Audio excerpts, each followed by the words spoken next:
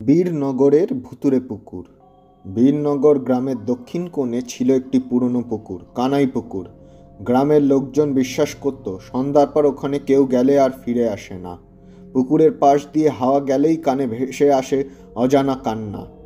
একদিন রাতের দিকে কৌতূহলী রাজু ঠিক করলো পুকুরটা রহস্য সে নিজেই বোঝার চেষ্টা করবে। হাতে টর্চ নিয়ে সে পুকুরের ঘাটে দাঁড়াতেই হঠাৎ জল যেন নিজের থেকেই ঢেউ খেলতে লাগলো। রাজু টর্চ ফেলে দিল। জলের মাঝখান থেকে ভেসে উঠল এক নারীর আধ ভেজা মুখ, চোখ দুটি অন্ধকারে জলজল করছে। মহিলা ধীরে ধীরে এগিয়ে এলো, ভেজা কণ্ঠে বলল, আমায় ফিরিয়ে দাও। তারপর রাজুর কুয়াশা চারিদিকে ঘিরে ধরল। সে দম নিতে পারছিল না। ঠিক তখনই গ্রামের মন্দিরের ঘণ্টা বেজে উঠল।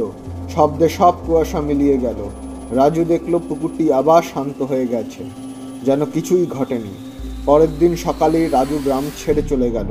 শুধু একটা কথাই সে রেখে গেল সবার জন্য, ও পুকুরে কেউ নেই, তবু কেউ আছে।